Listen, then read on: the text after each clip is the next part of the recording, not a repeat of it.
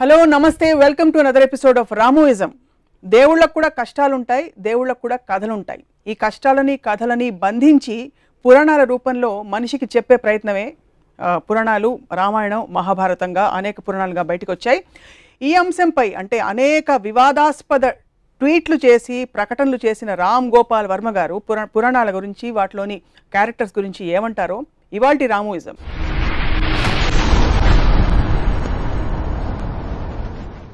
నమస్కారం. Latest tweet ఏంటి రామ్ గోపాల్ గారు? Latest tweet on Ramayanam or Mahabharatam కాన్సెప్ట్లో వినాయక చవితి వచ్చినప్పుడు నేను ఒక సిరీస్ ఆఫ్ ట్వీట్స్ చేశాను. ఏమన్నాను, ఐసిస్, అల్ ఖైదా లాంటి ఒక విపరీత టెర్రరిస్ట్ ఆర్గనైజేషన్లు చేసే గౌరవాల తర్వాత అంతకు మించిన గౌరవం నేను విన్నది, ఒక తండ్రి తన ఇంట్లోకి రానియట్లేదని ఒక కొడుకు తల నరికేశాడు అని నేను పెట్టిన ట్వీట్. ఒకవేళ తన కొడుకు తల నరికి తర్వాత ఏంటి విషయం తెలిసి తన కొడుకే అని తనకి తెలిసి దారేపో ఏనుగు తల నరికేసి ఏనుగు తల పెట్టేశాడు.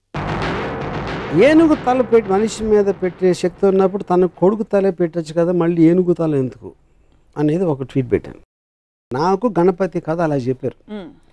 ఫస్ట్ శివుడు అనే దేవుడికి తన కొడుకు తనే తెలియదా ఒకటి, అది పక్కన పెడదాం. ఒక చిన్న పిల్లడు లోపలికి రావద్దు అన్నాడు, అని అటాక్ కూడా చేయలేదు. నన్ను రావద్దు అంటావురా అని తల నరికేస్తే నాకు తెలిసి తాలిబాన్ కూడా చేయలేదు, కానీ మన దేవుడు చేశారు. దాని తర్వాత ఏనుగుని చంపితే ఇప్పుడు WWF అంత గోల్ చేస్తారు, మేము సినిమాలో కుక్కను పెడితే సెన్సార్ వాళ్ళు కుక్కర్ని ఏమన్నా చేశారా అని అడుగుతారు. ఏమి అన్నింపుని తెలియని ఏనుగుని చంపేసి దాని తలను పెట్టారు. ఆ తల ఎందుకు పెట్టాలి అదో క్వశ్చన్. దాని మీద బాంబేలో ఒక శివసేన ఇలాంటి ఎంఎస్ గ్రూప్ వాళ్ళు ఇలాంటి ట్వీట్లు పెడతాంటే గణపతి అంటే చాలా పెద్ద ఈవెంట్ బాంబేలో. అంటే దాంట్లో ఒక లీడరు ఇప్పుడు మనం గొడవ చేస్తే దీని గురించి దాంట్లో లాజిక్ అంతా బయటికి అవుతారో తనకే పబ్లిసిటీ వస్తుంది, వదిలేయండి అని చెప్పాడు.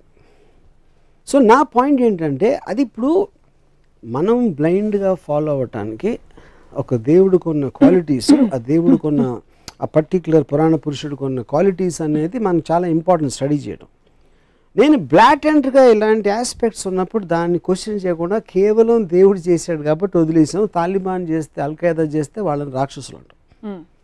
ఇది ఒక ఎగ్జాంపుల్. రెండో ఎగ్జాంపుల్, రాముడు వనవాసానికి వెళ్ళిపోయాడు, సీతమ్మ లక్ష్మణుడు ముగ్గురు వెళ్ళిపోయారు. 14 సంవత్సరాలకి సరిపడా వాళ్ళకి బట్టలు ఆభరణాలు ఇచ్చారు. అవి ఎవరు మోసారని ఒక ట్వీట్ పెట్టారు. రాముడు మోసాడు, సీత మోయదు అంటే లక్ష్మణుడు మోసాడా? ఒకవేళ ఇవ్వకపోతే అవే బట్టలతో 14 సంవత్సరాలు ఉన్నారా? లేకపోతే అడవిలో వేరే బట్టలు ఎక్కడ కొనుక్కున్నారు? లేకపోతే ఆకులను కట్టుకున్నారు? ఇలాంటివి ట్వీట్స్ చేశారు.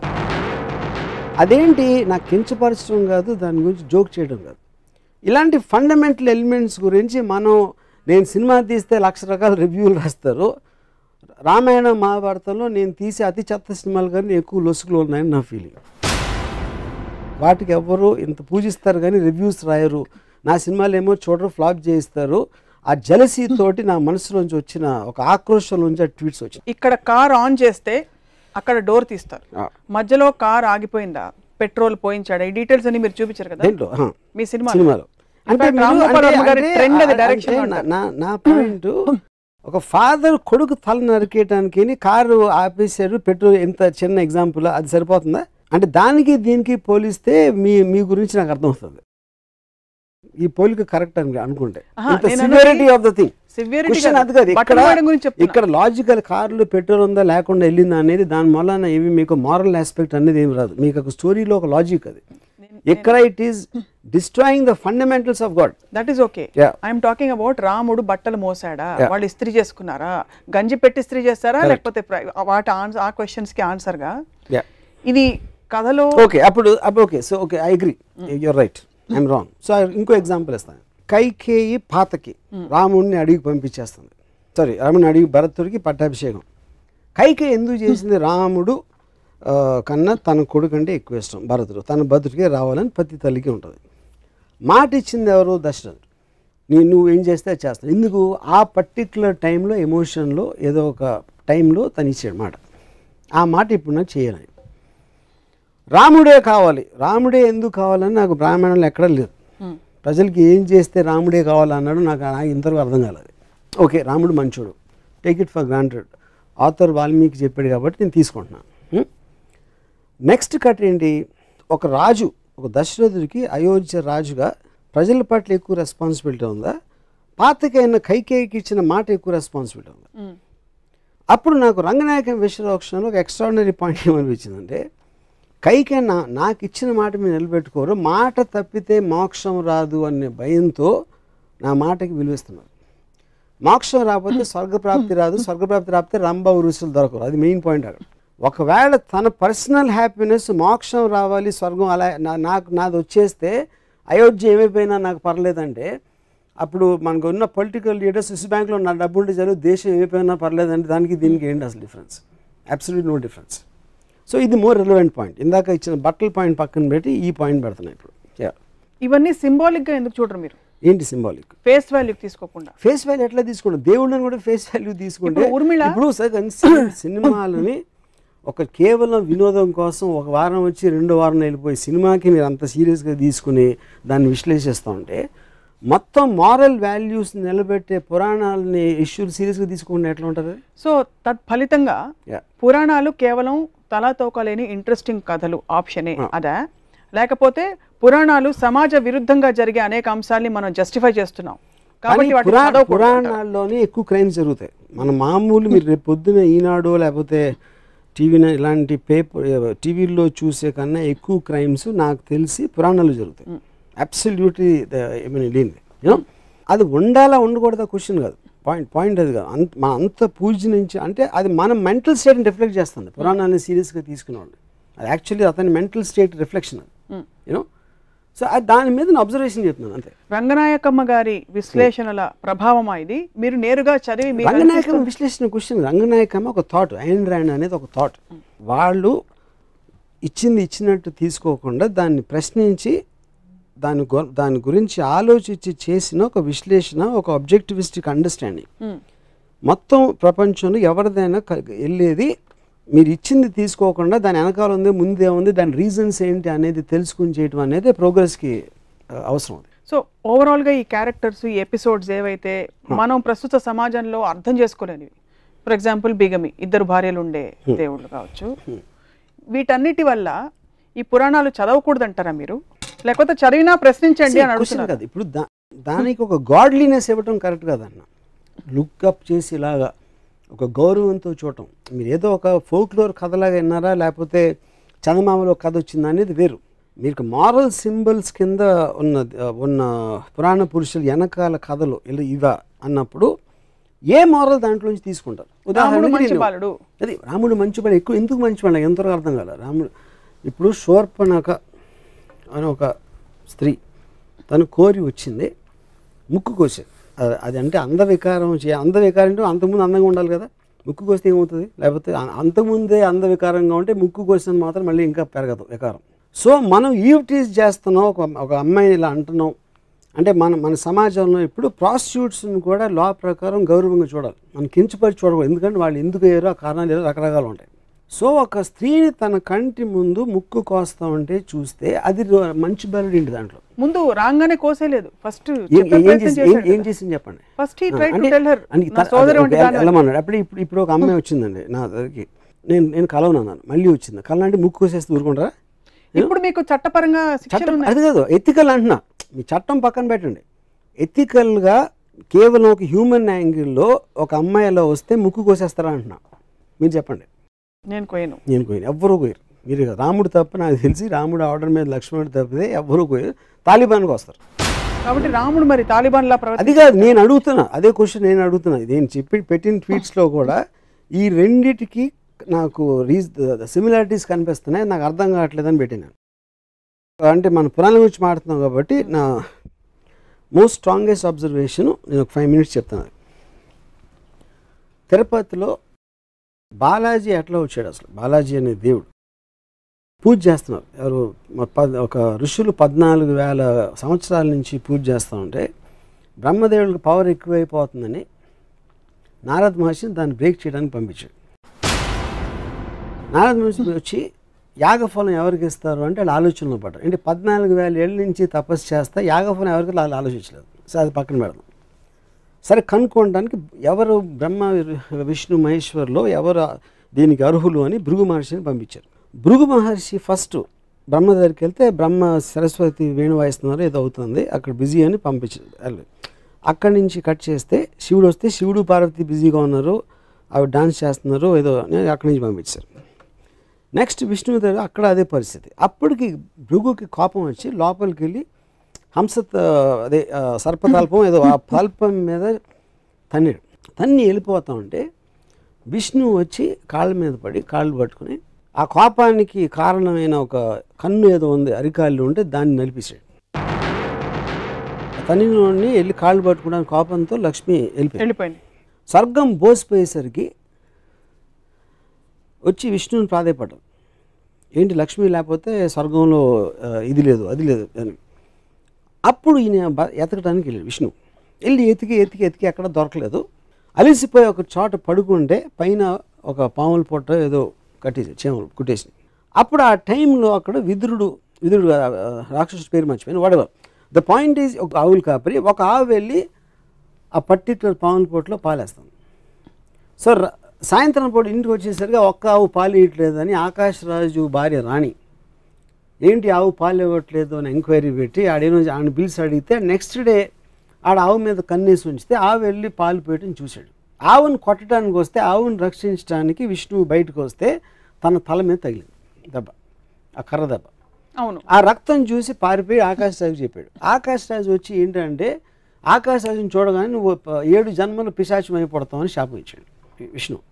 అదేంటి నేనేం చేశాను ఇప్పుడు చూడటానికి వచ్చి నాకు శాపం ఏంటి అంటే నువ్వు చెప్పింది కరెక్టే కానీ ఆ శాపం వెనక్కి తీసుకోలేను, అందుకని 7 జన్మలు పిశాచిగా మళ్ళీ తర్వాత దేవత అయిపోతామని ఒక అమెండ్మెంట్ ఇచ్చాడు విష్ణు.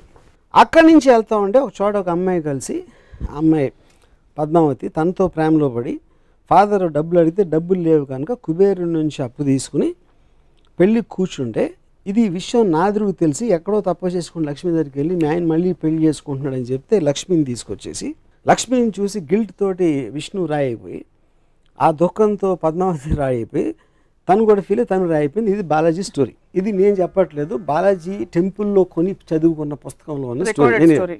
ఓకే, ఇప్పుడు నా పాయింట్ ఏంటంటే ఒకటి విష్ణు వెళ్ళి కాలు పట్టుకున్నాడు ఏదో చదపటానికి. అది లక్ష్మికి ఎందుకు చెప్పకూడదు అసలు? అందులో ఏంటి సీక్రెట్గా దాయాల్సిన అవసరం ఉంది. సో వెళ్ళిపోయింది. ఈయన ఎప్పుడు ఈ నెల ఇమీడియట్గా భార్య వెళ్ళిపోయిందంటే రూమ్ నుంచి బయటకు వెళ్ళిందా అక్కడి నుంచి దూకేసిందా ఏంటి నాకు ఎగ్జిట్ అది నాకు అర్థం కాదు. ఓకే, వీళ్ళు వచ్చి స్వర్గం అంతా బోసిపోయింది లక్ష్మీదేవిని తీసుకురావాలని ఎంక్వైరీ అని రిక్వెస్ట్ మీద తను వెళ్తున్నాడు కానీ తనలోంచి వచ్చింది కాదు. ఒకటి వచ్చి మొత్తం అంత ఎత్తికాడు కనపడక పడుకున్నాడు. నారదుడికి మాత్రం ఒక నిమిషంలో తెలిసింది ఎక్కడ ఉన్నాడు. అండ్ మన పాత సినిమాలు 70s సినిమాల్లో ఉంటాయి ఇలాంటి స్టోరీస్ అని. సో ఇందులో ఏ విధంగా కూడా తను చేసిందంటూ ఆకాశరాజు అడిగిన దానికి ఆకాశరాజు వస్తే 7 జన్మలు శాపం అవటం ఏంటి అసలు మీనింగ్ ఏంటది? అక్కడి నుంచి పద్మావతి అంటే ఉన్న భార్య తప్పిపోయింది లేకపోతే కనపడలేదు అలాంటి ఎలిమెంట్లో వెళ్ళి పద్మావతితో లవ్లో పడి కట్నం కోసం డబ్బులు అడిగి మనమే అంటే అలాంటి స్టోరీ అంత పూజించదగిన దేవుడికి ప్రపంచంలో ఎక్కడైనా ఉంటుందని నాకు డౌట్. ఎక్కడ తప్ప సో నేనేమంటున్నాను, ఒక రోల్ మోడల్ గాంధీ గారు ఇలా చేశారు. ఆయన మొత్తం ఇంట్లో అంతా వదిలేసి ఆయన పూర్ పీపుల్కి లేదు కాబట్టి ఆయన ఒక ధోతి ఏదో కట్టుకుని పైన ఏమీ లేకుండా ఆయన చేశారు. ఇంకో ఫలానా లీడర్ ఏదో చేశాడు, ఇంకోటి ఎవరో ఏదో చేశారు. ఇలా రోల్ మోడల్స్ అని వాళ్ళు చేసినట్టు మనం చేయాలి, మనం కూడా అంత ఎత్తుకు ఎదగడానికి ట్రై చేయాలి అనేది రోల్ మోడల్. అది పురాణ పురుషుడు అవ్వచ్చు, లేకపోతే పొలిటికల్ లీడర్ అవ్వచ్చు, లేకపోతే ఒక ప్రజానాయకుడు వాటెవర్ రిబెల్ లీడర్ అవ్వచ్చు. ఏ మాత్రం అసలు రోల్ మోడల్గా సృష్టించడానికి అనేది లేని వాళ్ళని నేను ఇక్కడే చూశాను. ఇది కేవలం హిందూ పురాణాలేనా అన్ని మతాల పురాణాలు? నాకు తెలిసిన పురాణాలు హిందూ తప్పితే నేను ఎక్కడ చూడలేదు. సో రామాయణం మహాభారతం రెండిట్లో మీ దృష్టిలో ఏది ఎక్కువ అబ్జెక్షనబుల్ అంటారు లేక ఎక్కువ కాన్ఫ్లిక్ట్? నాకు మహాభారతం అనేది నన్ను పూజించమని నాకు ఎప్పుడు చెప్పలే. Ramayanam is different. రామాయణం అనేది ఒక దేవుడు, రామాయణం బాలాజీ గణపతి అది డిఫరెంట్. మహాభారతం అనేది ఒక కథలాగా వచ్చింది. కౌరవులు పాండవులు కజిన్స్ వాళ్ళ పొలిటికల్ ఆస్పెక్ట్స్ వాళ్ళు కొట్టుకుంటున్నారు. ఒక శ్రీకృష్ణుడు అనే క్యారెక్టరు ఇంకో పని నుంచి ఇక్కడికి వచ్చాడు కాబట్టి ఒక దైవత్వం అనేదానికి ఒక చిన్న ఎలిమెంట్ ఉంది. Otherwise it's normal story. నాకు అది భగవద్గీత అవన్నీ కూడా కాదు. భగవద్గీత మీకు కనిపించరు అందులో? భగవద్గీత ఉంది కానీ పాయింట్ ఈజ్ భగవద్గీత అనేది నేను అసలు చదవలేదు. మహాభారతం మొత్తం అంటే మిగతా అంతటితో చూస్తే అది ఒకటే non interesting part. So me disappointment I know what Bhagavad Gita is about. Me disappointment అంతా ఇంత పెద్ద పెద్ద దేవుళ్ళకి పురాణ పురుషులు అనేది రోల్ మోడల్స్, వాళ్ళకి క్వాలిటీస్ ఉన్నాయా లేదా అని నా క్వశ్చన్. ఎలాంటి క్వాలిటీస్ ఉండాలి ఇప్పుడు చెప్పాను కదా, అంటే మీరు చెప్పినవి ఇవన్నీ అంటే వాళ్ళకి they should be superior human beings. That is all the whole point. మనుషుల్లా ప్రవర్తించకూడదు, రివెంజ్ ఉండకూడదు, కోపం అది కాదండి. మీరు పూజించి ఫోటో పెట్టుకునేది ఎవరు అంటే ఏపాటి టైంలో గాంధీ గారు చెప్తున్నాను. గాంధీ గారు నేను 100 చెప్తాను ఇప్పుడే కూర్చుని, ఆయన ఏమేమి చేశారు, ఎంత మహానుభావుడు అని. I can't say the same. Balaji గురించి నేను చెప్పలేను, గణపతి గురించి చెప్పలేను, రాముడి గురించి చెప్పలేను. ఇప్పుడు మీరు ఇంత వివాదాస్పద వ్యాఖ్యలు, ఖచ్చితంగా కాంట్రవర్షియల్ స్టేట్మెంట్స్ అని మీరు చెప్తున్నవి, ఎవరి సెంటిమెంట్స్ హర్ట్ అవుతాయని అనుకోరా? హర్ట్ అవుతుంది. ఎక్స్ప్రెషన్ చెప్తాను. నేను అడిగిన ఒక లాజికల్ క్వశ్చన్, అది చాలా లాజికల్ క్వశ్చన్ నేను అడుగుతున్నాను. దానికి answer I also want to hear. I'm very curious to hear. నమ్మే భక్తులకి డీటెయిల్స్ అన్ని అవసరం లేదు, వాళ్ళకి అవసరం లేదు, వాళ్ళు చేయకూడదు నేను చెప్పట్లేదు. నేను ఒక స్వతంత్ర పౌరుడుగా నాలోంచి వచ్చిన ఒక డౌట్ని ఎక్స్ప్రెస్ చేస్తున్నాను అంతే. ఇప్పుడు ఎలా అయితే మీరు డౌట్లు ఎక్స్ప్రెస్ చేస్తున్నారో స్వతంత్ర పౌరుడిగా, ఆబ్జెక్టివ్ సోషియో సైంటిస్ట్గా, పురాణాల్లో ఉండే మంచి విషయాలు ఏమైనా తెలుసుకున్నారా? అంటే is there anything that inspires you in the Puranas, any character? నేను చదివినంత నాకు ఎక్కడ కనపడలేదు. ఎక్కడ అంటే ఏంటి, బాగుండాలి, అందరినీ బాగా చూసుకోవాలి, భార్యని సతీమణి అని చూసుకోవాలి, భార్య ఏంటి లేకపోతే తమ్ముడు అన్నయ్యను కొలవాలి, అలాంటి ఏమంటుందని ఏబిసిడీలు చిన్నప్పుడు హ్యాండ్ రైటింగ్ బుక్స్లో ఉండే అడ్వైజులు అయ్యే అనుకుంటే ఓకే, అవేవి మిమ్మల్ని కానీ అవి ఉన్నాయి. కానీ ఏదైతే ప్రిన్సిపల్ క్యారెక్టర్స్ పురాణంలో వాళ్ళు ఎవరు దాన్ని పాటించరు. మనకి చెప్పే నీతులు పురాణ పురుషుల్లో అత్యంత పెద్దవాళ్ళని మనం అనుకుని ఎవ్వరూ అవి పాటించరు. ఇప్పుడే మీకు ఎగ్జాంపుల్స్ చెప్పాను. పురాణ పురుషుల్లో ఉదాహరణకి, పురాణాల్లో ఇంటెన్షన్, ఒరిజినల్ ఇంటెన్షన్, రాముడు లాంటి ఒక మహోన్నతమైన మానవ రూపంలో ఉండే దేవుడు ఇంకో పరస్త్రీకి వేసి కన్నెత్తి చూడు, అందుకే రాముడు అంతటి నిజాయితీ ఉండే వ్యక్తి, అంటే కమిట్మెంట్ ఉండే వ్యక్తి అని చెప్తారు. అలాగే సీతమ్మ వారు, ఆవిడ వెళ్ళి అశోకవనంలో కూర్చున్న సమయంలో రావణాసురుడు అంతటి ఘోరమైన రాక్షసుడు కూడా, 10 తలకాయల రాక్షసుడు కూడా పరస్త్రీ కదా అని అడ్వాంటేజ్ తీసుకోలేదు. ఆవిడ అశోకవనంలో అక్కడ పెట్టాడు కానీ ఆవిడని. So there lot of good things to talk about. ఇప్పుడు చెప్తాను. ఇప్పుడు విష్ణు అనే ఒక దేవుడు డబల్ రోల్లో రాముడు కృష్ణుడుగా వచ్చాడు. రాముడేమో ఏకపతివ్రతుడు, కృష్ణుడేమో 1000 మంది గోపికలతో ఉంటాడు. సో అప్పుడు ఎవరిని తీసుకోవాలి నేను? ఇదొక కృష్ణుడు కాదా? ఇదొక యుగం, అదొక యుగం. యుగం కాదు, యుగం కోసం. యుగాలు ఎందుకు? యుగాలు మారినా మీకు నీతులు ఎట్లా మారుతాయి? ఎందుకంటే ఫోకల్ పాయింట్ మారుతుంది, మీరు పర్స్పెక్టివ్. అప్పుడు రాముడు ముందా కృష్ణుడు ముందా? రాముడు ముందు. అప్పుడు కృష్ణుడికి 1000 వస్తే ఇప్పుడు 1,00,000 అవ్వాలిగా. ఇంకొక అవతారం వస్తే వస్తుందేమో. అది కాదు, మీ రోల్ మోడల్ అప్పుడు మనం ఫాలో అవ్వాలి. రాముడు రోల్ మోడల్ ఎందుకు ఏకపత్నివ్రతుడు, మనం కూడా ఒకే అమ్మాయితో ఉండాలి, రోల్ మోడల్. అవును. శ్రీకృష్ణుడు దాన్ని బ్రేక్ చేశాడు మీరు చెప్పిన లా ప్రకారం. ఇంకో యుగంలో అది వర్తించదు, అందుకని 1000 మంది గోపికలను తీసుకున్నాడు. అప్పుడు నేను రోల్ మోడల్, నాకు కృష్ణుడాడు. ఇప్పుడు ఇంకా అడ్వాన్స్ అయింది కాబట్టి ఇప్పుడు 1,00,000 గోపికలు అవుతావా, మళ్ళీ వెనక్కి వెళ్తావా? శ్రీకృష్ణుడు మీకు రోల్ మోడల్ అయినప్పటికీ, శ్రీకృష్ణుడు స్వచ్ఛమైన ప్రేమ, ప్యూర్ లవ్. గురించి చెప్తున్నాను. Pure love, it is an embodiment of pure love. శ్రీకృష్ణుడి గురించి మనకి తెలిసింది, he was an embodiment of pure love. నెమలి పింఛం అనేది ఎందుకు పెట్టుకుంటారంటే, it is an embodiment of pure love, which is but he can share that love with 1,000 girls. Adi point. 1,000 girls, which is not sexual in connotation necessarily. And andarni పూజిస్తాడా కూర్చుని? అది తెలియదు, but this is what we know. నెమలి పింఛం అన్నది కూడా సంకేతం. నెమలి పింఛం అని పక్కన పెట్టిన అది డ్రెస్. అది ఇప్పుడు ఎవరు క్యాప్ వేసుకున్నట్టు అప్పుడు నెమలి పింఛం వేసుకుంటారు. దానికని ఎక్కువ ఇంపార్టెన్స్ ఇవ్వద్దు. తను చేసే పని చెప్పండి నాకు, ఏం డ్రెస్ అనేది మన costume is not the point. సీన్లో కంటెంట్ అనేది పాయింట్. అక్కడ సీన్లో కంటెంట్లో విష్ణు అవతారమే రాముడు, విష్ణు అవతారం. రాముడు ఏకపత్ని భక్తులు అని చెప్పినప్పుడు తను ఇంకో రోల్ వేసినప్పుడు మొత్తం ఆపోజిట్లో వేస్తే దానికి వ్యాలిడిటీ ఏంటని అడుగుతున్నాను. కాబట్టి రెండింటికి వ్యాలిడిటీ లేదంటారా? ఒకటి తీసుకుంటారు. క్వశ్చన్ అది కాదు, రోల్ అంటే ఇప్పుడు రాముడు అది ఒక్కటి చేసి ఉండొచ్చు, దానికి ఆపోజిట్గా 10 చేశారు దాంట్లోనే, రామాయణంలోనే నాకు చెప్పాను. అన్ని మతాల దేవుళ్ళని లేక పురాణాలని మీరు ఎప్పుడు స్టడీ చేయాలన్న ఉత్సుకత మీకు కలగలేదు? స్టడీ చేయడం మామూలుగా, ఇప్పుడు నేను ఎక్స్పర్ట్ని కాదు పురాణాల్లోని, లేకపోతే బుక్స్ రాసేసి మన కల్పవృక్షం విశ్వనాథ్ సత్యనారాయణ గారు, I'm not an expert on that. నేను ఒక మామూలు జనంలాగా నాకు తెలిసిన, అంటే నాకు బాలాజీ టెంపుల్లో నుంచిన వాళ్ళు కన్నా నాకు ఎక్కువ తెలుసు, గణపతి టెంపుల్, సిద్ధి వినాయక్ ఇక్కడికి వెళ్ళిన వాళ్ళు నాకన్నా ఎక్కువ తెలుసు, రెగ్యులర్గా టెంపుల్కి వెళ్ళే వాళ్ళు కన్నా నాకు ఎక్కువ నాలెడ్జ్ డెఫినెట్గా. నేను ఎక్స్పర్ట్ అవ్వకపోవచ్చు దాంట్లో. సో నేను మామూలు ఒక జనం ప్రతినిధిగా పురాణాల మీద నాకు వచ్చిన డౌట్ ఎక్స్ప్రెస్ చేస్తున్నాను అంతే. దీనివల్ల భక్తులు యాక్చువల్గా మారాలని కానీ ఎంత డీప్గా వెళ్తే మీకు అంత పోతుంది ఇంప్రెషన్. అది నేను గమనించాను. ఎక్కువ డీప్గా అందుకే భక్తులు డీప్గా వెళ్ళరేమో. కల్పవృక్షంలో మొత్తం డిస్క్రిప్షను సీత సెక్షువాలిటీ మీద ఉంటుంది. అది నాకు రామాయణ విశేషం చదివే వరకు తెలియదు నాకు, ఎందుకంటే నేను అలాంటి లాంగ్వేజ్ నేను చదవను కాబట్టి. ఇలాంటి కాళ్ళు గల సీత, అలా సీతని తను చూసాడంటే అది శృంగారం అనొచ్చు, మీరు ఏదైనా ఆస్పెక్ట్ అవ్వచ్చు. కానీ అది మనం నార్మల్ ఆస్పెక్ట్లో రామాయణాన్ని ఎప్పుడు అలా చూడం. కానీ అది రాసింది విశ్వనాథ సత్యనారాయణ గారు, వాట్ ఎవర్, ఐ మీన్ అది ఎలిమెంట్ అది.